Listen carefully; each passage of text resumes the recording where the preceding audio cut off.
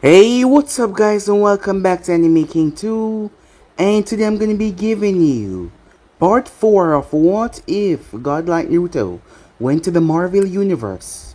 Remember to get this one to 100 likes as usual, share this one to all of your friends in your social media platform, and also guys, if you're new, my name is Anime King and I have 4 channels. Yes, it might sound crazy, but I indeed have 4 of them guys that I post What If on every single day.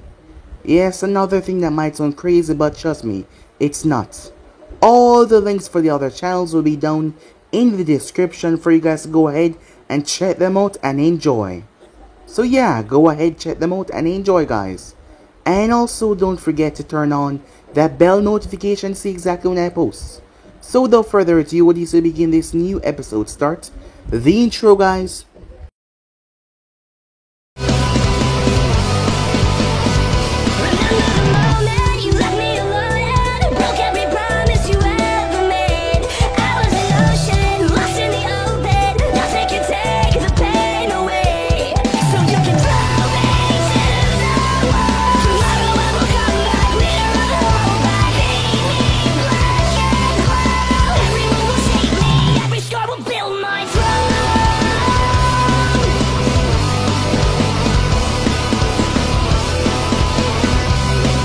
So, the last part that we left off.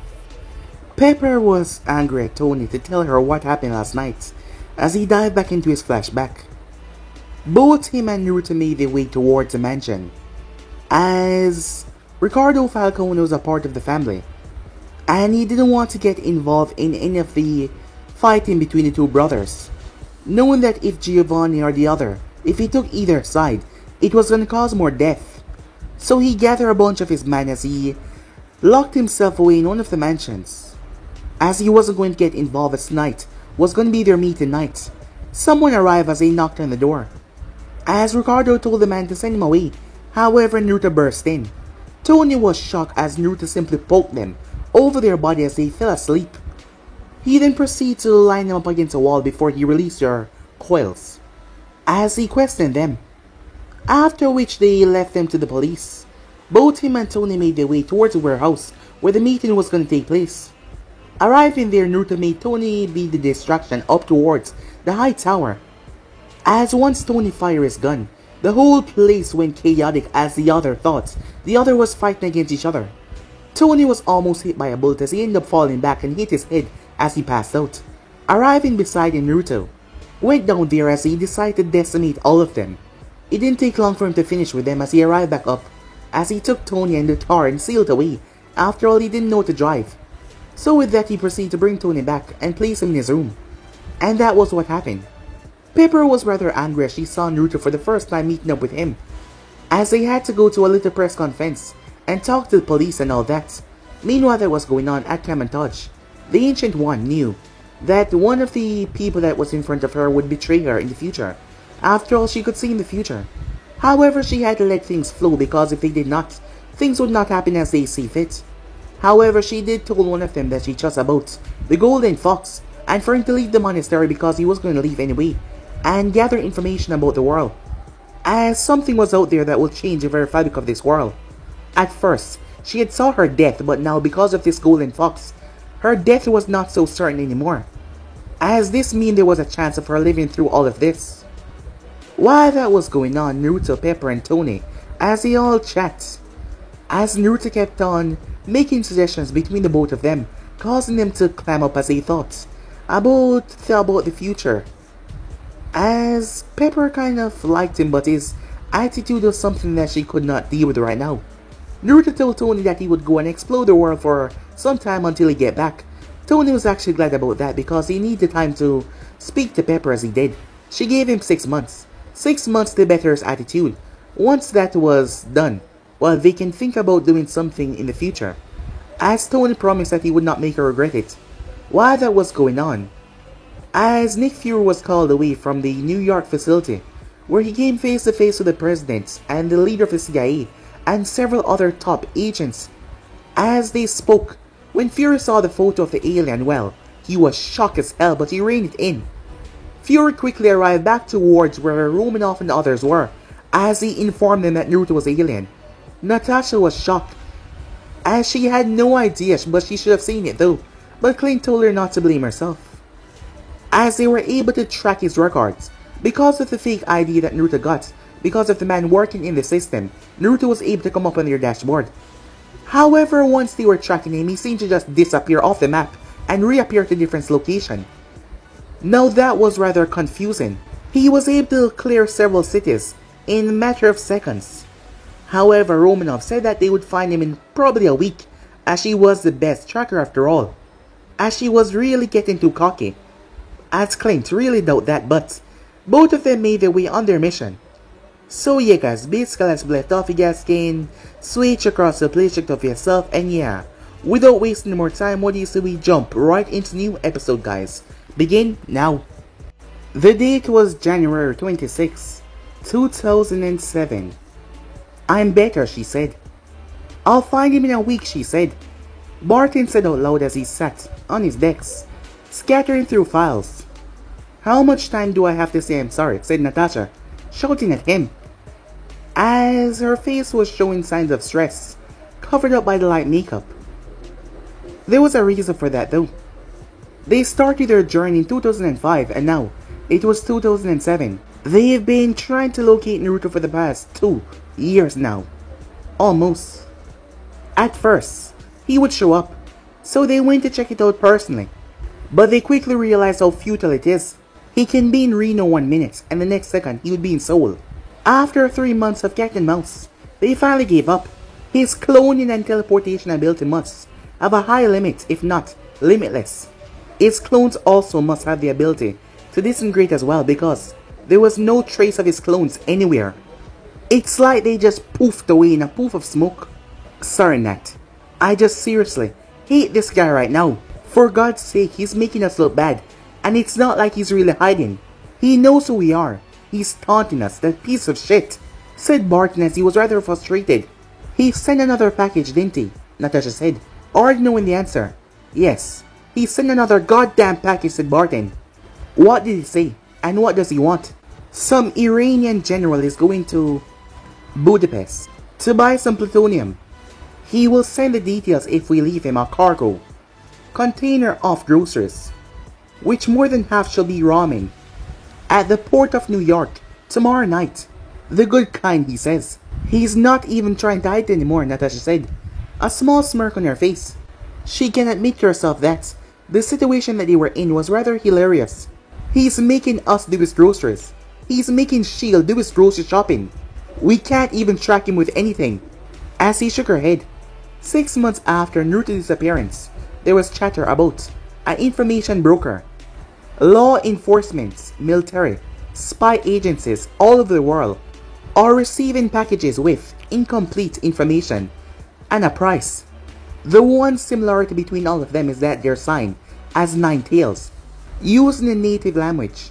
At first, no one took it seriously until a wealthy businessman was kidnapped, and his family was forced to pay a ransom well above their means. The LAPD rapidly losing time. They receive a package. The chief of police opened the package. Inside was information that was not shown to the media.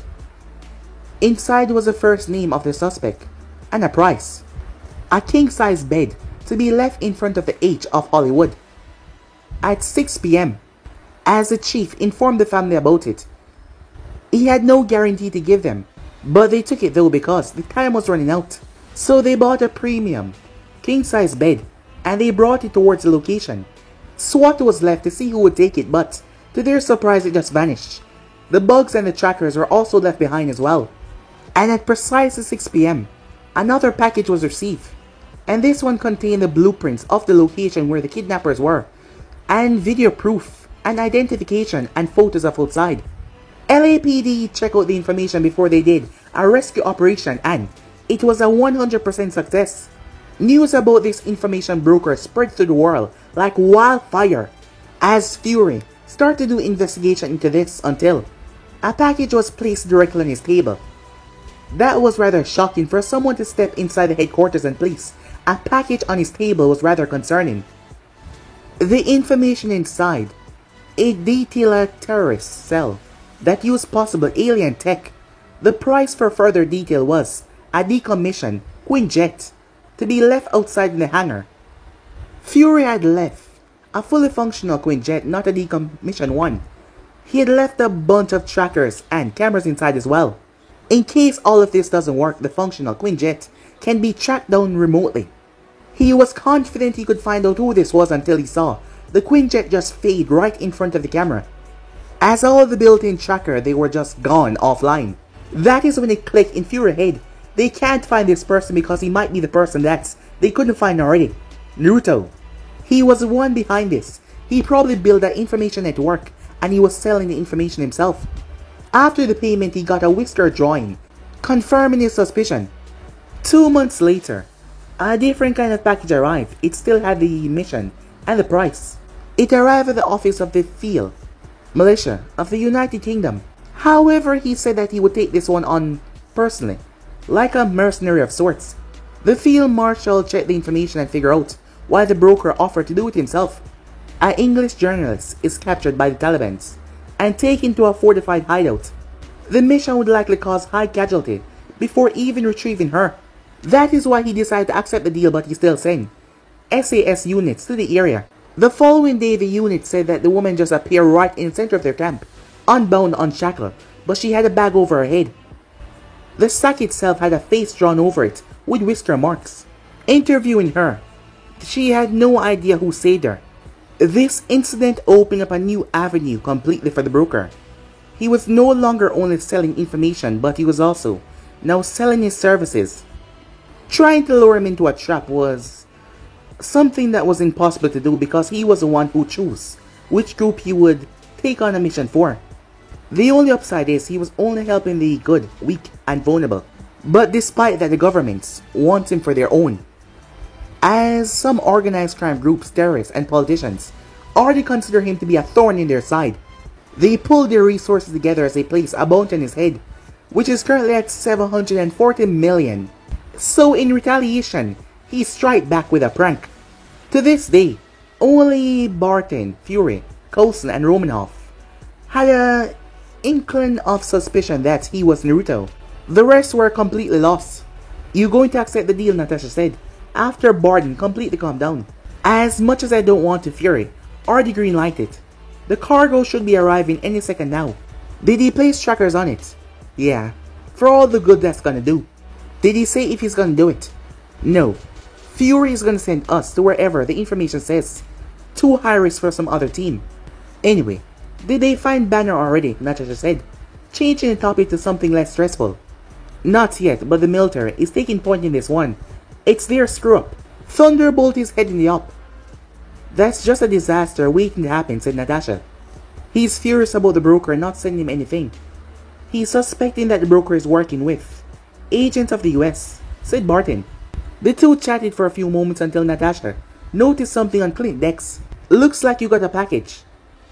This is one thing that pissed them off about Naruto the most. Somehow he can just appear and get into places that he shouldn't get into. Clint turned with a gritted teeth. "I really hate this guy." As he walked over towards the box and he opened it, inside, various tapes, photographs, and a folder. All must be damning evidence against the general. There was also the floor plan of the place that they were located. "Looks like we're going to Budapest," said Barton, as he picked up the box, as him and Natasha walked out. Meanwhile, in Malibu, Los Angeles, California, Naruto was finally going to take Tony up on that bet. As he spent much time traveling the world, he spent a lot of time in Tokyo though, and those regions.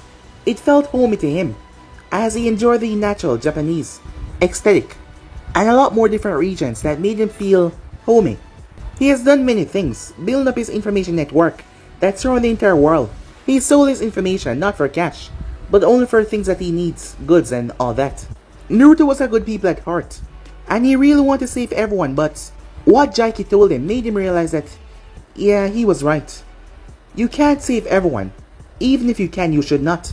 You would be the crutch of this world. You will prevent them from growing. Even God does not help everyone. Jaiki had told him, and Naruto had understood. His mercenary work, on the other hand, was due to his boredom and Kurama. He's always been an active person. He always wanted to do something, get his blood pumping, his legs moving. Kurama's solution was for him to do the hard jobs himself, and that helped him get into a lot of situations that he found fun. But Naruto needed a way to establish his money as a legitimate business. His idea was to create establishments of Japanese-style fast food restaurants, either the Shokaku or Hidden Food Village. The spiral symbol of the Uzumakis were used as a logo for his business. He blew through his cash to set up the large company, so that required him to get some more money. However, there was a lot of tourist groups and criminal organizations. Well, they were rich. It took him a year to start up the business and establish the identities of the managers. Hiring people was also a problem because he needed to find someone trustworthy and train them up to acceptable levels, as he focused on hiring people in lower class and he aimed to help them up. The easiest part on the other hand was encouraging customers to eat there. Aside from the easy meal and the 5-star service, Naruto used Fuinjutsu a lot, as Fuinjutsu can do almost anything you can even imagine, even bend in space and time. The only problem is his business needs to stay under the radar, meaning that he can't just use Fuinjutsu to extract water from the air or create electricity. However, he found a way that he can use it to attract customers. Almost all of the symbols that were used by his restaurant was Fuinjutsu. It implants a minor genjutsu to place the restaurant on their head. Not anything to force them, but once someone got thinking about it and they passed by, smelling that wonderful smell that he used Fuinjutsu to spread around the area, it placed on their psyche and got them hungry. And due to the people at this World Atrophy Chakra Network, no one can counteract it. In the 7 months his restaurant has been operational, he's already acquired a hefty fund from both sides.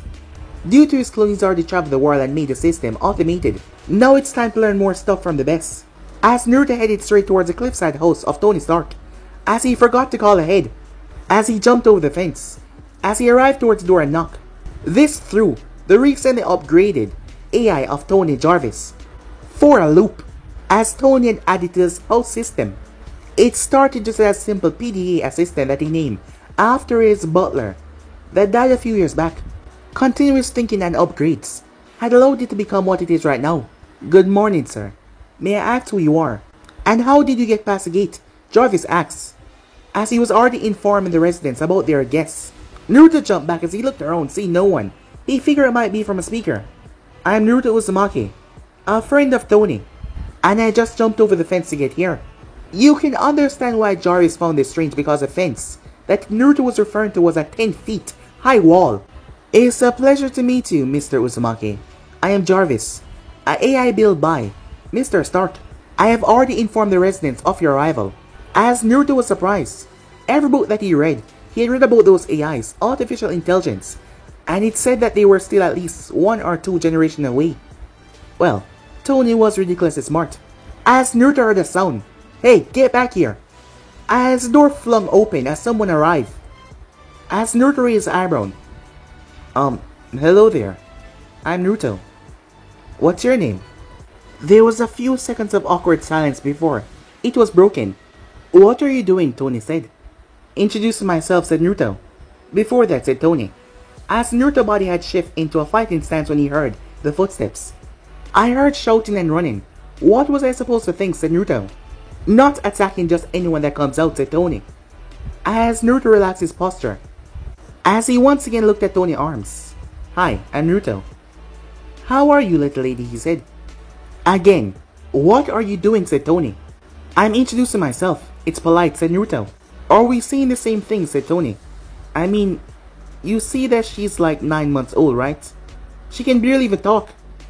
How would I know? Said Naruto, as Pepper came out, arriving behind Tony as she placed a hand on his back, as it all put together rather instantly in Naruto's mind, as his face lit up with a smile, as Naruto jumped at least 8 feet in the air, shocking the two of them. However, Pepper quickly pulled him inside. I knew it, said Naruto, I knew it, as Tony and Pepper just kept on looking at him, waiting for him to calm down. When did it happen? And she's your baby, right? Come on, don't leave me hanging here, said Naruto. Alright, you guys catch up. I'm gonna take Morgan to bed, said Pepper as she took the no-name Morgan from Tony's arms. She's gonna wait out the excitement before she came back down. Jarvis, call me the moment they decide to even try and leave the house. I don't want another Bianchi incident.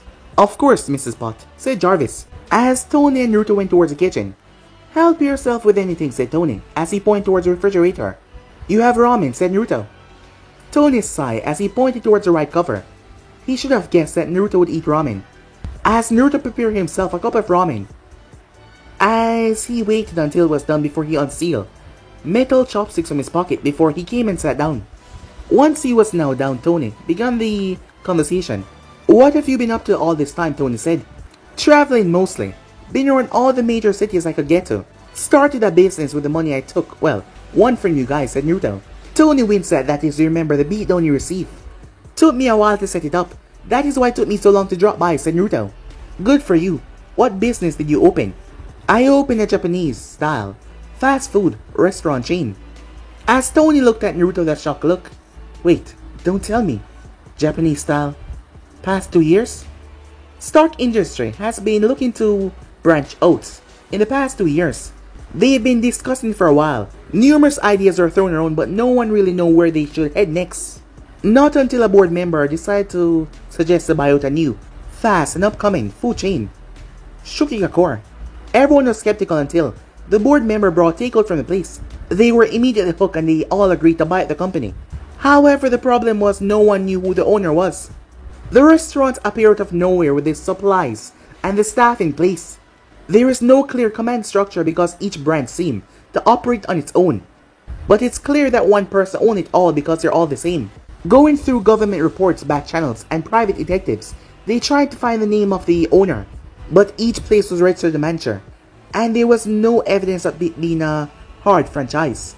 It was like there was no one behind the scenes, but there had to be someone. Due to lack of progress 2 weeks ago, Tony had pulled the idea. You're the owner of Shukigakure, said Tony. Yeah, you heard of it, said Naruto. Tony nodded. Awesome, said Naruto. How did you do that? It would have cost you at least 700 million. Plus to start those branches at once. Same way I did with you, said Naruto. Only on a smaller scale, Naruto lied. I'm going to ask you about that anyway, said Naruto. Do you want to own a corporation? Partially, said Naruto. Tony was ecstatic about this development, but he stopped himself. He's still a businessman, even a lazy one. Why do you want to sell it, Tony asked. I'm not selling it. I'm giving 35% of the profits to you, so that someone else can handle the day-to-day operation, said Naruto. As Tony quickly went through the math in his mind. 45%, and it's a deal, he said. Alright, said Naruto, but I want to increase in your stocks. How is that, by the way? You now own 8% of my company. You originally had 3%, but every time you make a profit, 90% of it go into buying stocks. The rest is placed into a bank account. I don't really know the specifics because Pepper handled most of it, said Tony. However, it was incredibly increased since the last time he checked. Awesome. That means I can be a board member, right? We can work together, said Naruto. Not exactly. Not right away, said Tony. Most of your stocks are in different shell companies. You still need to make a transfer to make it wholly yours. As he thought about it, Pepper surely would not like the idea of Naruto as a board member. It would create a more chaotic environment for everyone. Meh, that's easy, said Naruto. However, don't think I forgot about you. So what happened with Pepper, he said. As Tony sighed, he really didn't want to get into all of that. Don't get him wrong, he's really grateful for the push that Naruto gave him, but he's not really into that much stuff. You still need to act, said Tony. Of course, said Naruto. I'm fully invested in this after all. Fine, fine, said Tony. Flashback. It has been 4 months since the biggest fiasco. Tony and Pepper just came back from a stressful board meeting in New York. Apparently some of their stocks are accounted for. They were sold in the portfolio, but they had no idea to who. Sometimes this can be a normal phenomenon that has happened to sales error, but this has been happening more than a couple of times now. This should be investigated already, but those money-grubbing assholes decided to join together to veto his motion. This should typically not be possible since he is a bigger say than all of them, but if all of them combined and said no, well, that could happen, and all of them was against it. As he looked forward, just sleep over tonight, Peps, he said. It's already dark out. Pepper sleeping over had been a normal thing due to her erratic schedule, but she hadn't slept over since Vegas. It's like she's putting some distance between them. But tonight seemed a bit different and he has no idea how right he is. Alright, she said. Is my room still available, she asks. Yeah, left it as it is, said Tony. As Pepper made her way towards the room, she had been keeping a bit of a distance to see what Tony would do without her, but her fears were unfounded. He did not spiral into his usual junk, playboy ways, but he was cleaning up his act. He hasn't taken home any fluses since your talk, which had garnered attention from the tabloids and TMZ. He still go to party and events, but he kept his act clean, just drinking enough to stay a bit buzzed but nothing too over the edge, and he hasn't went after any bimbos. As Pepper already know that she won't be told herself until the 6 months were up. She can finally see a future with him, and the thought, it still frightened her. What would everyone think when they got together? That she's another one of those gold diggers that was only after him for his money. She thought that's how it all started, and she doesn't know if she should be angry or thankful to Naruto. Without him in the picture, she would not be in this situation right now. It's already 2 AM, but she needs to do this right now, or she would not be able to gather enough courage to do it once again. As she changed into a more comfortable attire, pajama shorts, string top shirts, as she took a deep breath before she made her way towards the door, intending to have a talk with Tony. What she didn't expect was him right there, about to knock. What happened next was what they both considered stupid, right at the same time. As Tony kissed her, not in control of his actions. When he finally realized what he was doing, he started to pull back, but she had other plans. She looped her arms around him and kissed him back, as she then pulled him inside her room. In the flashback, wow, you took a long time. I thought you'd be together the moment I left, said Naruto. Hey, it's not my fault, said Tony, defending himself. Moving past that, why doesn't anyone know about Morgan? And when did she come along? Tony took a page from Naruto's book as he scratched his head. Flashback. Tony and Pepper are in a sanitized room in the Stark mansion. All of the medical equipment for before and after were in there. As there were several people. There was Tony, Pepper, Happy, Rudy, and the medical group who all signed non-disclosure as they were in the mansion. As for James Rudy, he was a 5'8", solid build, 30 years old, African American man. Tony met him during their time at MIT, and they became best friends. Rudy joined the US Air Force, where he quickly reached the rank of lieutenant. His recent assignment was being a liaison for the Stark Industries, and a member of the Experimental Technology Branch. Obadiah was not informed since he has an obligation to the company, and him knowing about Tony and Pepper relationship and the birth of their new child would lead to the board finding out. The both of them are still not ready to expose their relationship to the world. I'm gonna kill you, Tony, said Pepper, as the two men were outside the room as her voice came out from the inside. I have a new fighter jet in production. I'll give you 3 hours if you go in there first, said Tony. No way, man. I don't want to die for your mess, said Rudy, as Tony turned towards Happy to bribe him as well, but Happy cut him off before he can even speak. It will only get worse the more time you spend out here and not in there. Realizing Happy was right, he went inside the room. As he sat beside her, what took you so long? Rudy came by to wish you luck he lied. She clearly did not believe him, but another contraction cut her thoughts off. This is all your fault, she shouted, actively trying to break his hand. We only had unprotected sex once. Once, she said, referring to the time they first got together. In a rare moment of self-control, he actually shut his mouth before he could make things worse. The medical staff remained professional, but some small giggle could be heard from time to time. At 7:43 AM, May 22, 2006, their baby girl was born. She's so beautiful, said Pepper, as she looked down to her eyes. Hello, said Tony. I'm your dad. What should we name her? Pepper asked. Morgan, said Tony. Morgan? I like it, but why Morgan? I had a dream about your Uncle Morgan holding a baby. I don't know why, but it seems to be a sign. Pepper was cleaned a bit before Rudy, and Happy was called in, as they saw the new member of the Stark family. In the flashback. As for why nothing's on the news, I had her record sealed before I want anything to go public. Perks of being rich and powerful, said Tony. When you're planning to make it public, said Naruto. Maybe when she's 1 year old, but I'm aiming for at least 2 years old. So, said Naruto, where am I going to sleep? As he jumped off without missing a beat. Out the stairs, third room, at the right, left hall. It has its own bathroom, and a mini kitchen. Thanks, I don't know about you, but I'm beat. Let's finish the business stuff tomorrow, said Naruto. As Tone nodded as he made his way upstairs as well. They separated as he went inside the room. As he saw Pepper playing with Morgan. As Pepper heard Tony got in the room as she asked, "How is he?" "He's doing fine. He's actually doing more than fine.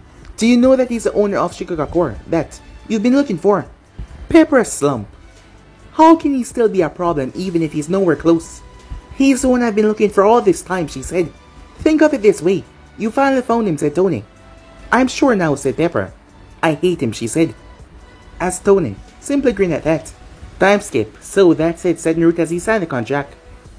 As he took Morgan from Pepper's arms, as he started to make a weird face, making her laugh. "Yep, I have 2 days to find someone to manage the whole thing," said Tony.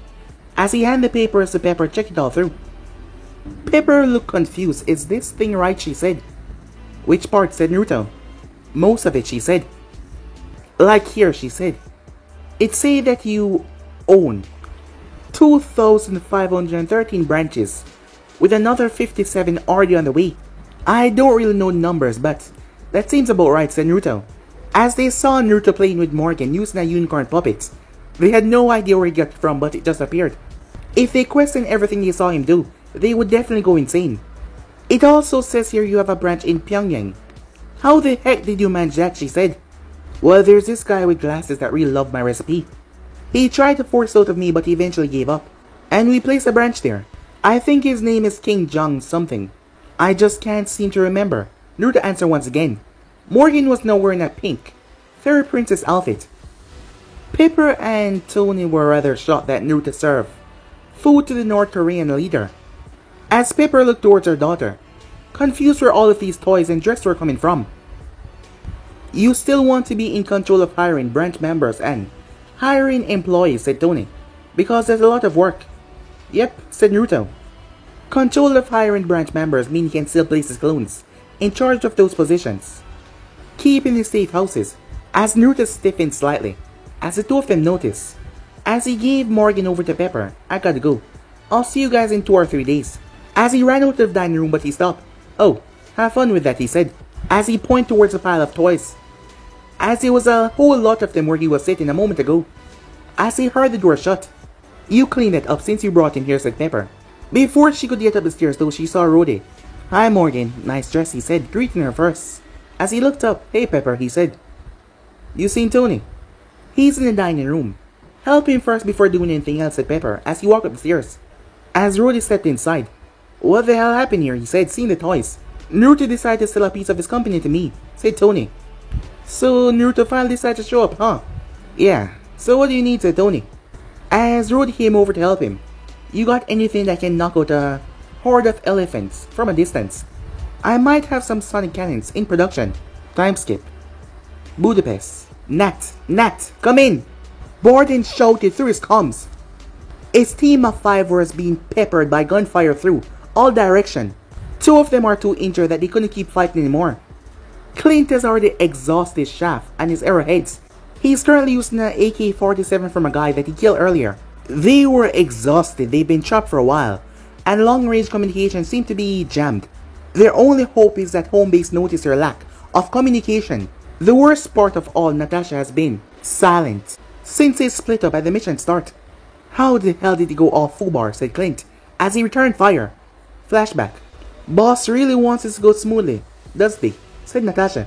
"Yep, apparently weapons of mass destruction falling into a general hands. Mad general that is rather unhinged. It's rather bad." "Who knew?" said Clint, in a rather sarcastic tone. The moment the package came in, which they knew was from Naruto, Fury had quickly made a move. As he quickly made up his mind about buying that information about the crazy general, as the plutonium was being used for a weapon that could spread nuclear materials over a large area. It will make an area inhabited for at least 100 years. Fury wastes no time as he sent an overkill team of 10, with the Hawkeye and Black Widow as well. The group of 6 will disembark, 4 will be left in the plane. This includes the pilot. As soon as they arrive in New Budapest, they create a plan of attack as Clint will be Overwatch, scanning the area. Natasha would be the infiltrator, getting as close as possible, without alerting the buyer or seller. The rest of the ground troop would be on standby some distance away. There was no time to create a cover identity, and besides, it will be no use. The transaction will happen beneath the bridge at midnight.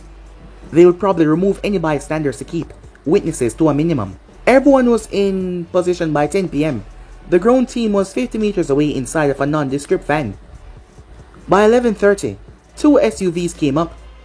With 4 armed men each, they moved away all the people in the area as they went on high alert in preparation for what is to come.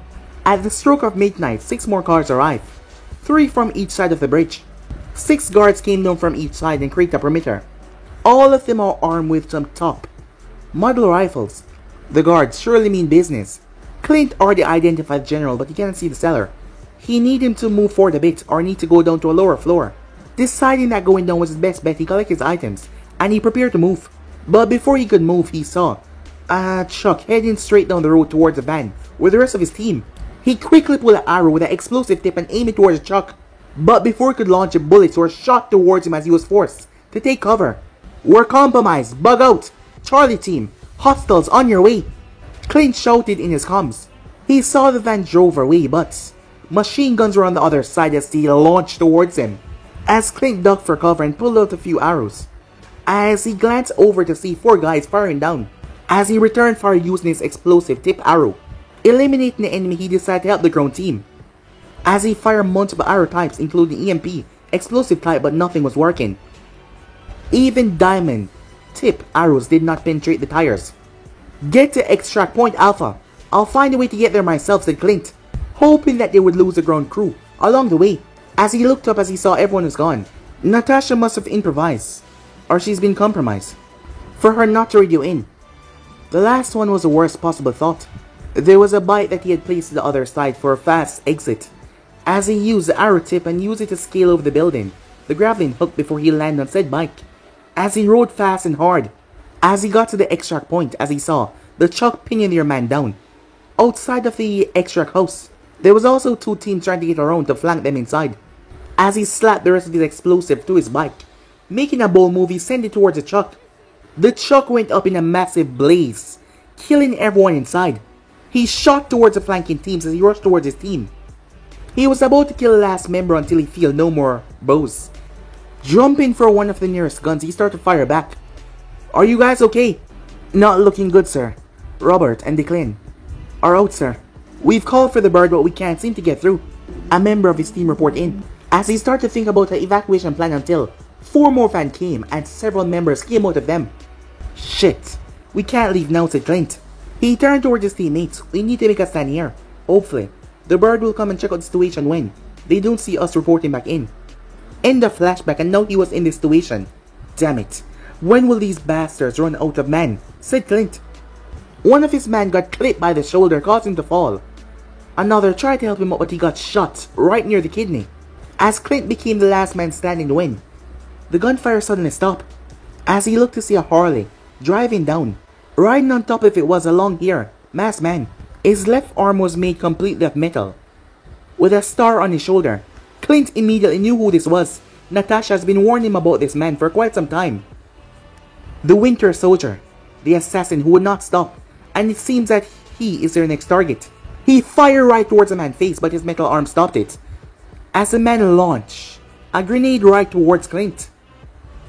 Meanwhile, Natasha slowly came to. Her vision was still blurry. As she shook her head to get rid of the cobwebs in her mind, she tried to move, but that was impossible. Her hands, legs, and torso was bound. She was in some strange underground cell. Everything was made of cement except for the heavy-looking red door. She tried to find a way to get out, but it looks like fate had other plans. 8 armed guards immediately surrounded her, as they kept some distance away from her. Looks like her captors have some brains. When the guards were positioned, an old man with glasses walked in. The guard placed a chair as a man sat down in front of her. "I'm sorry for the restraints, Miss Romanoff, but I'm sure you understand." "How rude of me," he said. "I'm Octavian Bloom." Still seeing no reaction from her, he continued. "The organization I represent was forced to ask you some questions because you might shed some light on some mystery we found ourselves in." Natasha was piecing things together. The group that he must be with must be rich and powerful to piece the organization after killing the original seller of the plutonium and impersonate him in front of a general, just to ambush them. There might also be a leak inside of S.H.I.E.L.D. and a high source at that. Since the information that they got came from Naruto, no one was supposed to know that you were here. The chance of this group working with Naruto or buying from him was zero because there was no activities of him working with any illegal or tourist groups. You see, said Bloom, we are envious of some information that fell into your hands. We heard that you're being given high quality information for virtually nothing. This Ninetales is being a big thorn in our side, and I have it on good authority that you might know who it is. That sealed the deal for Natasha. These guys are looking for Naruto. Bloom signaled a guard as he went out in return, carrying a tablet. As he showed it to her, she saw Clint and his team pinned down. I can make sure that they leave out of there alive and return back to their precious shield. So tell me, who will you choose? A man you almost know nothing about, or your friend and partner? Seeing that further incentives are required, Bloom scrolled once again, and this time emotions showed on Natasha's face when she saw who was on the tablet. You remember him. The Winter Soldier. Quite an effective killer he is. What do you think will happen if he target Agent Barton? Against everything that she wanted to do, Natasha kept her mouth shut. Death would come sooner or later for all of them, and she already accepted that fact. She couldn't jeopardize one of the largest assets that the world has right now against all that went bump in the night, for one of them to live, or all of them. I see, said Bloom as he took off his glasses as he started to wipe it. It's such a shame I can't change your mind. As he pulled a syringe from his coat. This is another one of our innovations. The best truth serum ever produced.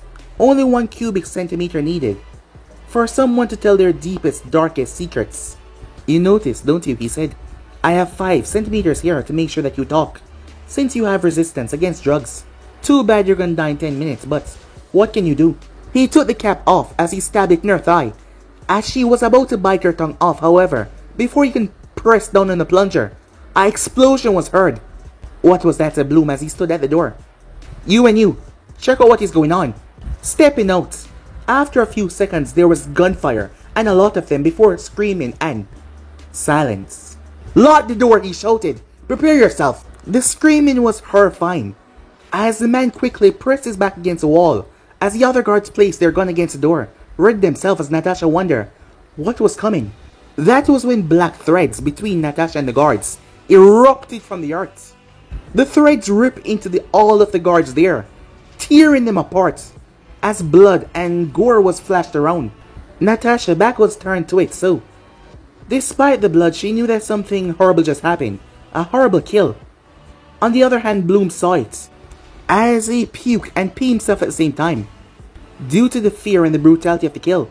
The steel door that should not be able to open from the other side because it was locked suddenly creaked before it was ripped off the hinges and thrown. The man was wearing a white mask, with a picture of a fox, black pants and black shirts, armed guards, black boots, as Natasha closed her eyes as she waited to be ripped apart as she felt the footsteps coming close, until the man leaned down as he spoke. Hey Nat, seems like you're in a bind, he said. That voice. She raced through her memories. Naruto? You still remember me. That's so sweet, he said. Her eyebrow twitched at his nonchalance, because of the blood and gore around them. The way he spoke, it seems that they were just meeting for a coffee or something. However, he looked down. Well, that doesn't look good. You mind if I borrow this, he said. As he plucked at the syringe, she glared at him for not even waiting for confirmation. What? You know you would say yes anyway. He pulled a sack from behind him. Wait there. Need to do some business, he said, as he placed the burlap sack over her head. It also seemed to block sound as well, because the place went dead silent. Get me out of here, she said. Get this off me. He tapped her shoulder, saying that he would be back. She was fuming at the audacity for him to put her in this state. She was a Black Widow, for God's sake. Naruto, on the other hand, stepped towards Bloom, as Bloom needed to report this back to Hydra at any cost. He was about to beg until pain, blinding pain, through him, as his legs were gone. War does some messed up thing to a person. You become desensitized to violence, said Naruto, to death, to certain human life, and you start to devalue them. Ever so slowly you feel your sanity eroding away. That is why I start to do some missions for myself as well, to make sure I can vent out some frustration and retain what sanity I have left, you know, like what I did here. Don't get me wrong, I'm not a bad guy. I should know. I have met a bunch of them, all hell bent on ruling the world, or be immortal or some other shit. Me? I'm just a flawed man trying to do the right thing. So here's what I'm gonna do. I'm going to make you choose how you die, since obviously, I can't let you get out of here. His stump that he had left was all cauterized so he was not bleeding out. As Bloom surrendered to his fate, no matter what happened he would die covered in blood and crap. As he looked at the syringe in Naruto's hand, that would kill him in at least a minute, his heart giving out. Hopefully the man won't get too much useful stuff out of him for that minute. As he looked at the syringe, its resolve hardened. Naruto injected in the man's neck and pressed the plunger. What organization do you work for? And who is your highest mole in S.H.I.E.L.D., said Naruto. He tried to fight the urge until he died, but he couldn't. It was too much. He was too weak. His mind was already weakened. Hydra. Pierce. As he collapsed face first dead. Pierce, huh? Said Naruto. And Hydra. He need to look back into the World War II organization some more. As Naruto created threads, black threads, and shred the body, the police should be focused on the brutality and massacre instead of the motives. All the blood and body should also compromise the evidence. The Jienku, once possessed by Kakazu, as Naruto had gotten it from Taki. However, Naruto's threads were not normal like Kakazu's, while his threads were also powerful. Naruto's were chakra conductive metals. Weaved into them, they can be as hard as diamond in 1 second, and then soft as feather. They can be covered in fire, or lightning next second, or water, and because of that he can mold it into anything he wants. Weapon, armor. And because of the Jienku as well, it made him more durable to tougher attacks that would even come near to puncturing his skin. The Jienku returned inside his body. As the skin returned back to normal, he removed the sack over Natasha's head as he took a knife from behind him and started to remove the binding. So, how are you? Had a nice night, Naruto asked jokingly. Hurry up, she said, my team is about to get slaughtered. Alright, geez, said Naruto, as she got to her feet. Can you walk properly? Or do you want me to carry you, said Naruto. I'm fine, she said, as she walked towards some guns and magazines and picked them up. As she strapped a Glock to her holster, a tactical knife as well, and another. As she turned back to Naruto, who had lowered his mask and was staring at her. This actually made her better than the other guys that tried to flirt with her, since she knew that she didn't look too desirable right now, and yet he was looking at her like that. Yet Naruto saw something rather amazing, the way she just geared up a moment ago, as he liked a girl that can defend herself. As he placed his mask back on. Yeah, we should probably go, said Naruto, as he could hear the Bijus cheering at him to mark her or something, but he got the connection. Making their way outside. Which way, she said. Naruto held out his hand. Just hold my hand, he said, as she looked at it, not believing his intentions. For God's sake, he says, he grabbed her hand as they were gone in a flash. Meanwhile, looks like it's true what they say. In the face of death, time does slow down, and your life flashed in front of your eyes. Clint had been in many life and death situations, but this was the first time it happened since he became a dad around 7 years ago. He saw his wife Laura during their wedding, the birth of his daughter, Lila, and son, Cooper. He saw the hardship of his training and the joy of building his homestead. As he looked towards Winter Soldier firing a grenade, as he prepared for death, the shell moved towards his team.